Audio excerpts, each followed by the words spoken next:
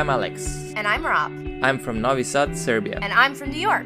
Aleks and I started dating after meeting on a German cruise ship where we were entertainers. And now we are in a long-distance relationship. Until we can be together again, we decided to start a podcast. We may come from different backgrounds, but that's exactly what keeps the conversation going for hours. We can't wait for you to listen to this episode. So sit back and enjoy it. Because we have a lot to talk about.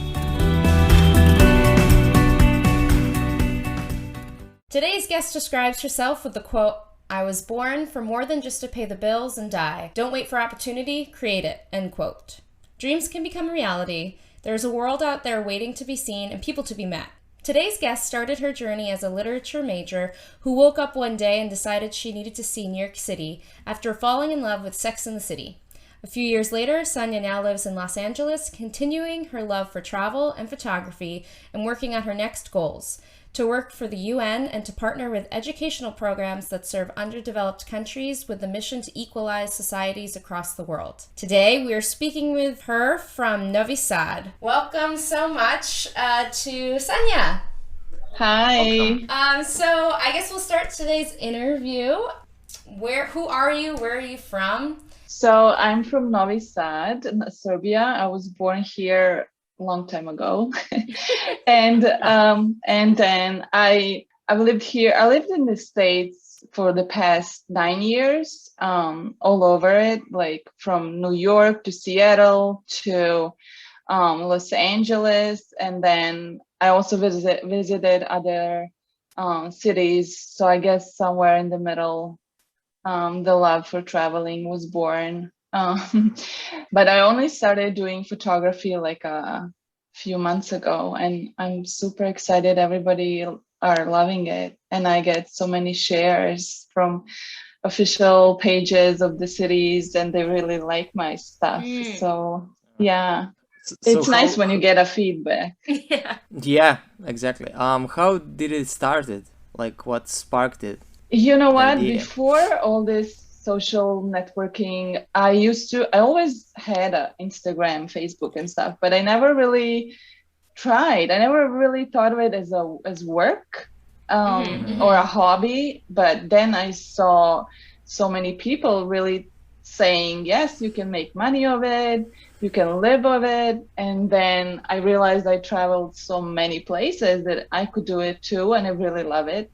So lately, I've been more active on social networks and posting more. But before, I really didn't even know you can just live to travel and do photography.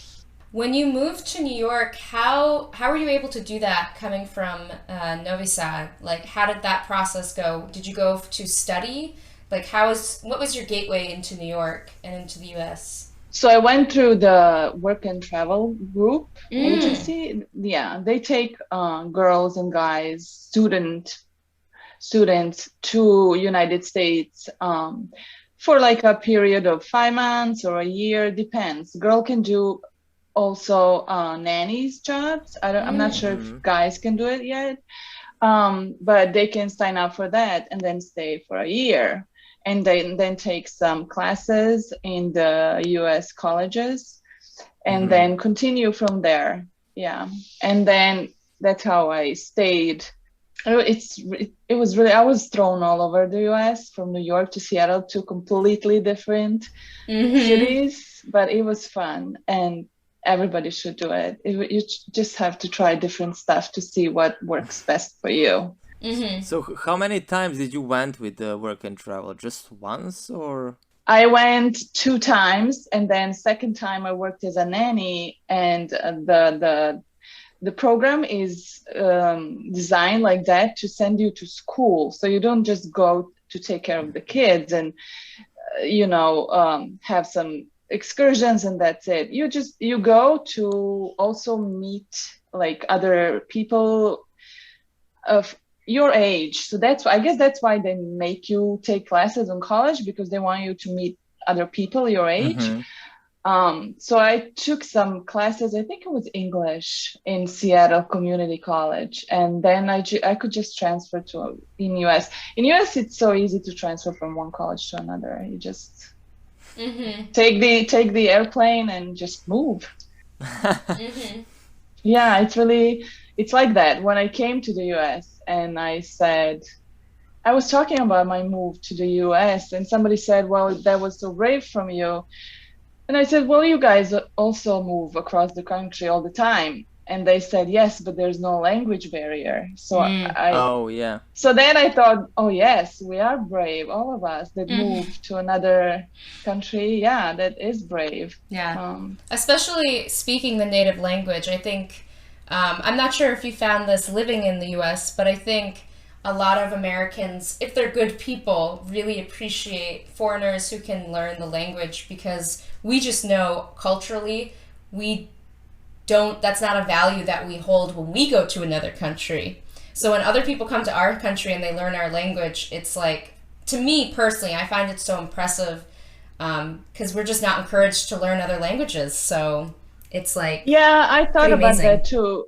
Yeah, but that's because maybe English is like a #1 language in the world, so you're kind of spoiled because you already speak that language. So other languages are, Spanish, I heard, is getting #1 now. It's getting on the top of the list. Yeah, I think it's Spanish. So everybody is learning Spanish now because there's so many native speakers in the world.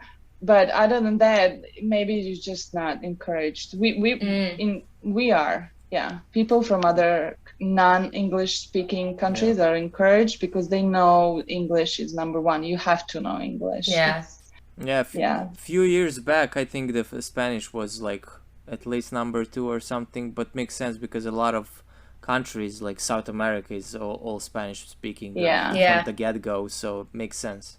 And a lot of people in US speak Spanish as a native language, Florida or whatever. Yeah, I think I learned in school recently, maybe like a year or two ago, that now it's Spanish is #1 because there's so many countries that speak Spanish. Yeah.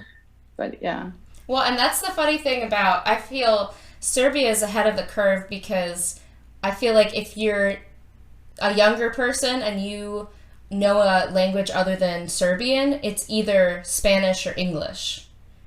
While other countries, I don't think Spanish is really on their radar. Like, if you go to the Netherlands, you're not really going to find somebody who speaks fluent Spanish, but you will find someone who speaks fluent English. Versus in Serbia, you might find somebody who actually speaks fluent Spanish because you guys have so many telenovelas, and it's on TV, it's in the music.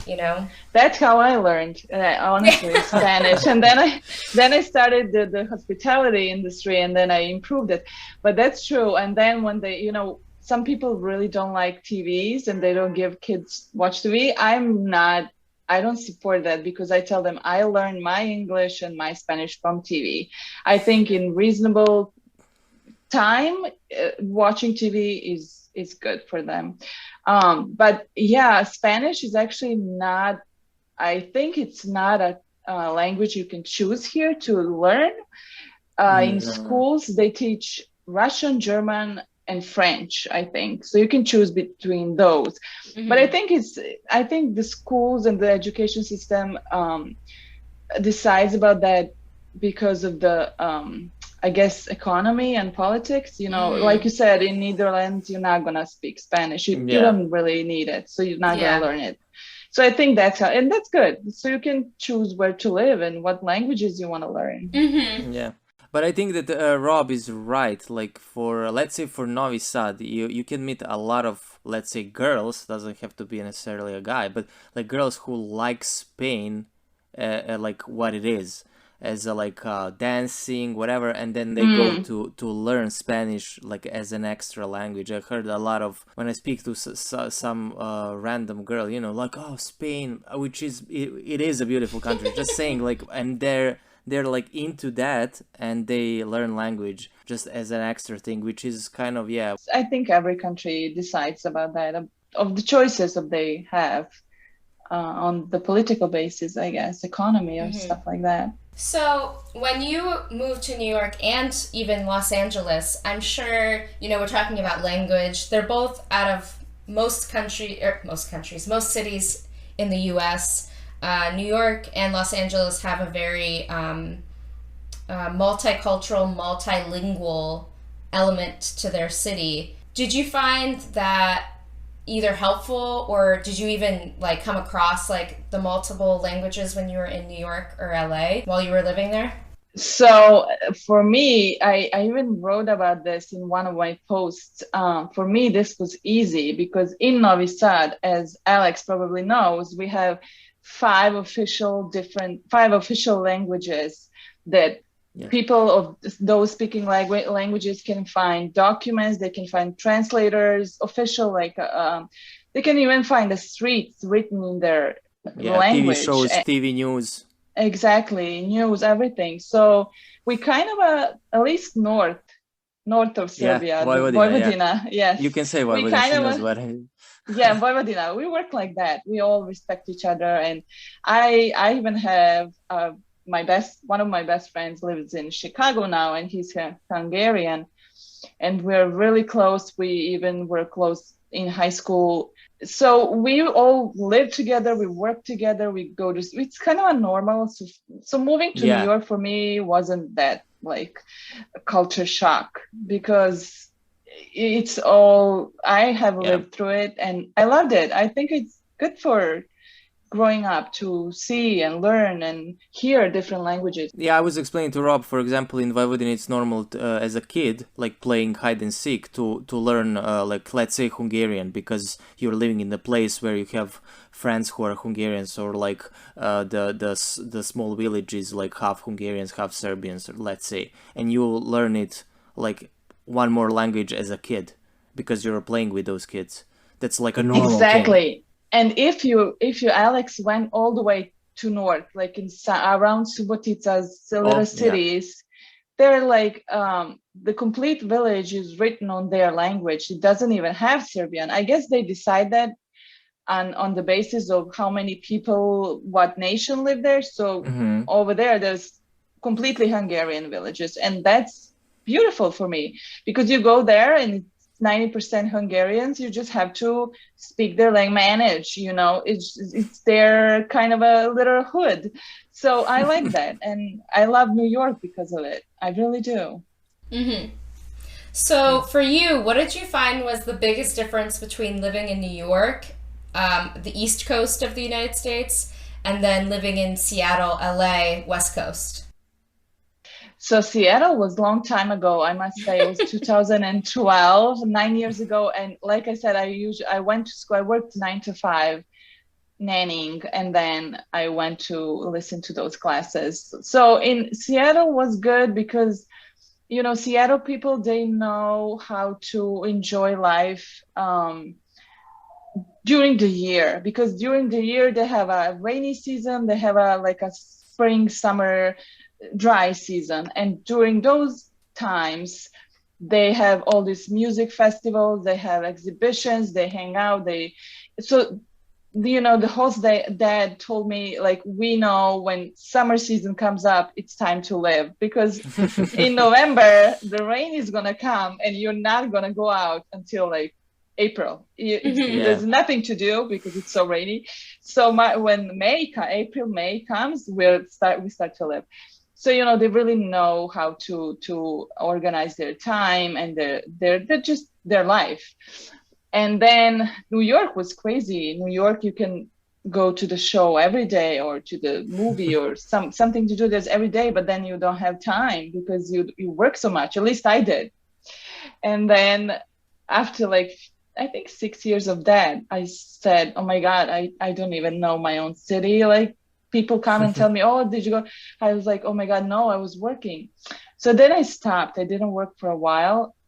And then I traveled to West Coast because I really wanted to visit it for a long time. So I went from San Francisco down to San Diego, and I really loved it. And then I decided to move there. And now living in LA, it's much more better for me because I don't have that hate for New York anymore. I don't hate it. Yeah. I don't hate it because I can now visit it and just enjoy it and just be a tourist, And in LA, I can walk, go to the beach, I can take a hike, go to the mountains, I can do whatever I want. And now, since it's that kind of a time that you well, it was that you didn't have a job or you couldn't really travel, I just stayed in LA at my friend's house and just relaxed. And then I could jump to New York whenever I want, because I lived there for so long. I could call my friends and we would get together for a coffee or something in some apartments and just to be a tourist in that city. So now I think it's the best time of my life so far. Oh, that's so great. Yeah, I always think taking time away from a place really gives you a different perspective on what it gave you in your life. What that time in your life, yeah. Yeah, you just have to step away. Yeah. So that being said, now you're back in Novi Sad after having years of travel under you and you started photography.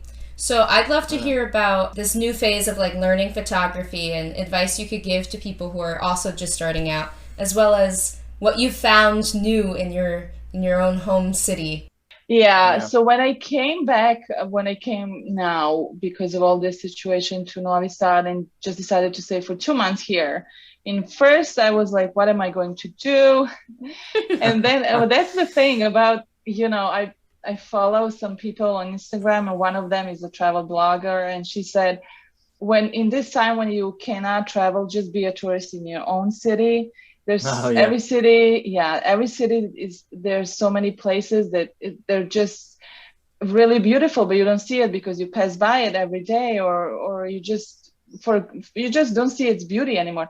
So I started just walking around, taking some pictures first randomly without even realizing the importance of an angle, of the light, of all the components of a good photography.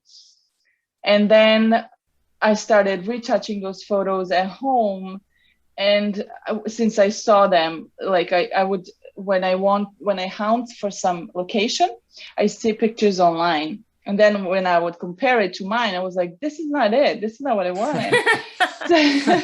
So you go back to that location and you start all over. You try to take that angle, try to go to the certain time of the day, try to catch the sun or avoid it, or there's so many things. And then I usually go alone because I can't explain what angle do I want, how I want it, how I want myself in the picture to other people. So usually I go alone and just take my pictures myself. And then even if I'm alone, if I want myself in it, I would take my tripod with me and just, usually all photos are mine, except when I'm taking my sister with me sometimes when she's available. But even then, we usually end up like, I know this is, so I don't want to blame her for everything. And then I just don't take her. I take my tripod and take pictures myself. Before we get back to the episode, we have something important to share with you. As you all know by now, this podcast was started as a way for Aleks and I to connect while we are apart. Little did we know how much the podcast would grow into something new. In order to increase the quality of our content, it takes a great deal of time, attention, and hard work. That's where you come in. If you want to support us, we have set up a way for you to do just that. Go to anchor.fm/we have a lot to talk about and click on support. You will then have the option to contribute however much you would like to in order to support us and this podcast. We already have a few supporters and are so thankful for your contribution. Now, let's get back to the episode. Did you take pictures at all, like back in US? Like before? In US, no. See, that's the thing. I lived in New York for like 5-6 years and I never went to Times Square to take a picture of it. Like, I know it's right. I think every New Yorker says the same, but that's really true. You don't want to go to Times Square. It's so crowded and there's always something happening. There's police. Police is there to protect us, but also it's, I don't never know what's going to happen if something, and then you have those, how do you call those, that wear costumes and they, Oh, If you take yeah. a picture with them, they Yeah, ask yeah, money, yeah. and because Cowboys, Elvises, and exactly, things like that. and Yeah. they Yeah. all approach you and they say, oh, let's take a picture. And I guess because, they think that everybody are tourists in Times Square, they just approach you, and then you have to say no, and then they say, oh, come on, just one picture. It's just annoying. So like, yeah. So I just don't go to touristy places, and that's what I said. You don't go to touristy places in your own city and then you don't even have a picture of it. Like when somebody said, oh, well, show me New York, you live in New York. I said, I don't really have pictures from those places. So yeah, no, I never did photography in US. Never. Interesting. That's so So you, funny. yeah, why you started your Instagram page, Photography? like yeah, photography, but for Instagram, like did that come after you realized that you love photography, so you started like posting more of a like a travel blogging thing, or Yeah, so right now I posted some photos from the US just because I live there and I really think I did some amazing stuff in US. People can see I drive an airplane, I took a helicopter ride. I really did those things, and I want to say to people that these things are really affordable. They're not really, they don't cost you a kidney, as we say in Serbia. You can afford it. You can really travel and do some interesting things without giving so much money away. So first I wanted to do that, and then I'm focused on Serbia because I cannot travel. But even in the future, when I will travel more, I hope, I will try to send a message to people to travel, but they don't have to give all their money on travel. Like even I was supposed to go to Maldives in May, but I didn't Ooh. at the end. Yeah. So usually when people say Maldives, they think, oh, it's gonna cost me $5,000, but it's not. The whole trip would be like 1,000 euros. So that's like a Mm-hmm. 12, 1,300. Yeah. And it was all included. So, but of course it was a cheaper option of those luxury hotels, but that doesn't matter Obviously, for yeah. me. Yeah, for me it's important to go and see, and then someday, maybe in 10, 20 years, you will go to the luxury hotel, but try to just explore now for whatever budget you Yeah. have. And if I mean, if anything, for the most tourist places, like countries that are really like tourist driven, even the lower price things are way above what was like 30 years ago. So it's not Yeah, bad. So exactly. people like go for not go, but they when you say like Bora Bora, Maldives, whatever, they Hmm. always think like super expensive places, but doesn't have to be Doesn't have to be. that expensive. That's Yeah. the thing.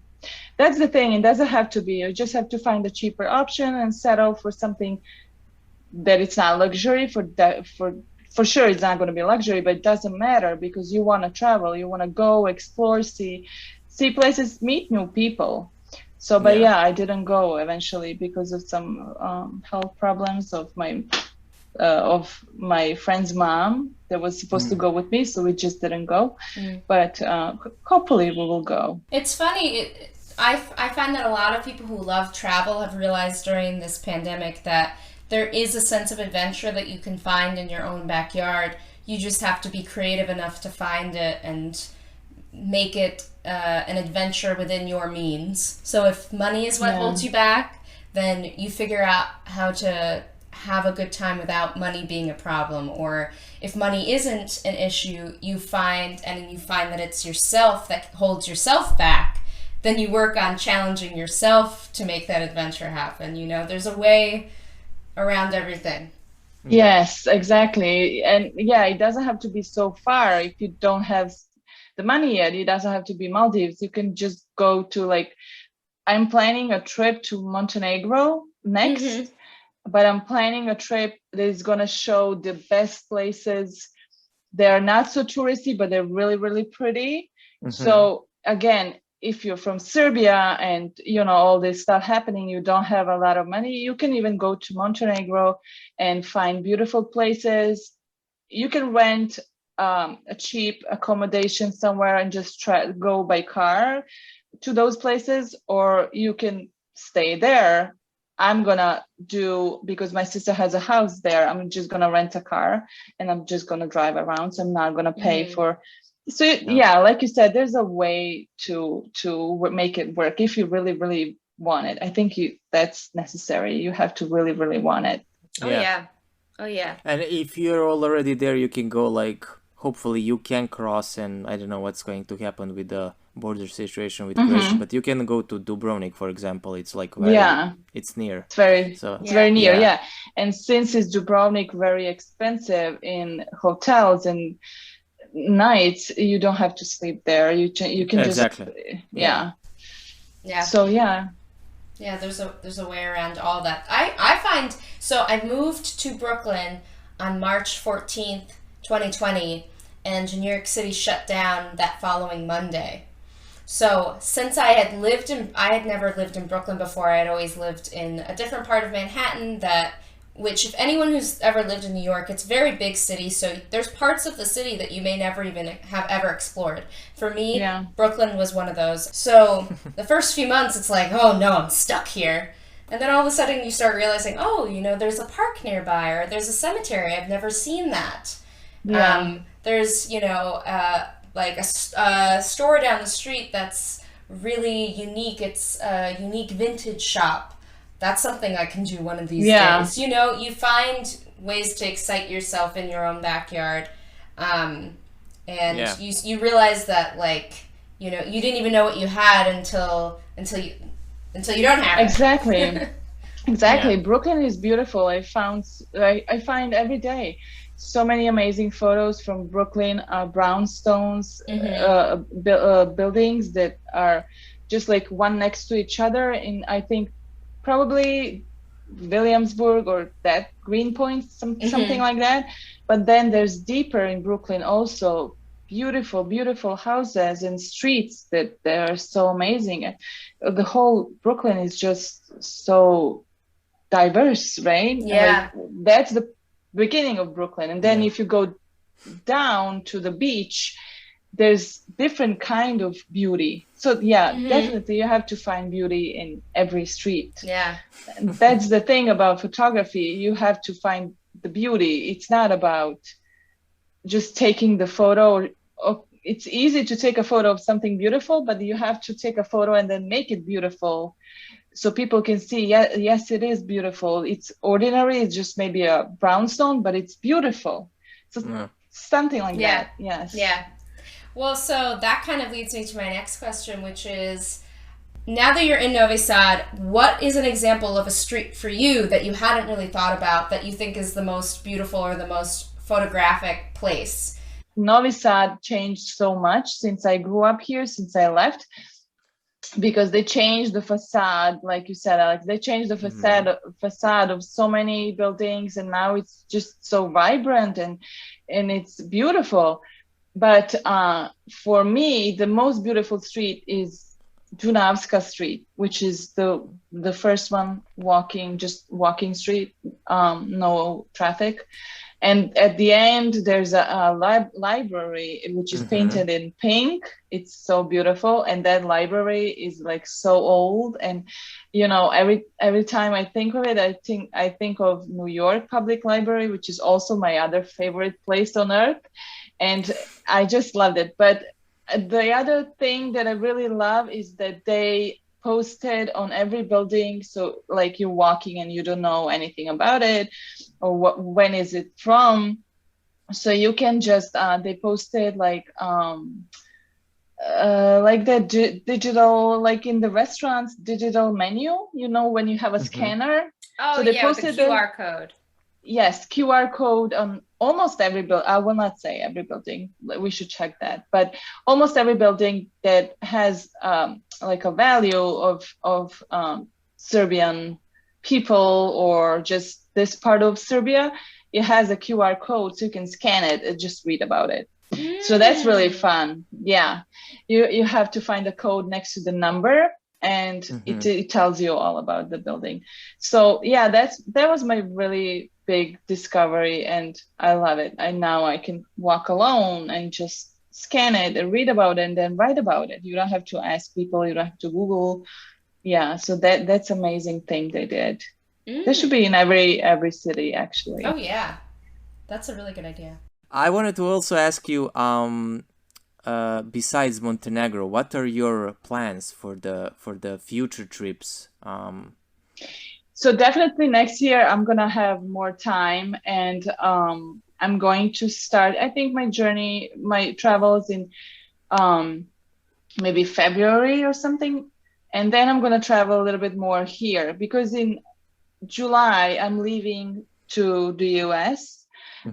So I'm gonna be there for a few months, and then when I come back, I want to explore more of this area. But over there, I'm planning a trip to Hawaii. Like that's something. Ooh. Yes. Fancy. Yeah. Great. So I also will write about how to travel for cheap, not to over expense at some crazy hotels. Not that I'm diminishing them. They're of course crazy, and they're like the top of the tops. But if you're like me, going to school and try to work, you don't really have money to spend on some crazy hotel, but you can still go.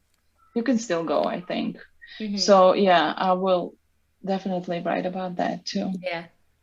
Okay. Oh my gosh. Well, thank you so much for being on the show today. We'll be including your Instagram handle in our show notes so people know to follow you, to follow your amazing photography, but also you have a blog as well. Yeah. So I'm rearranging my blog. Actually, I have to do it differently because I started as Serbia and then everything. But I think I'm gonna write about each city differently because I have so many photos and they're different. Every city is different, so I'm rearranging it. But yeah, definitely follow me on my blog. Awesome. So everyone knows to check out the show notes to find that. And thank you so much for taking the time out. Thank you for inviting me. Thank you for the interview. Great. Thanks for listening. As a reminder, we have new episode coming out every Monday. If you like what we have to talk about, make sure you subscribe, like, rate, and review us, as well as give us a follow on Instagram @We Have a Lot to Talk About podcast. We really appreciate it. Until next time, ta-da!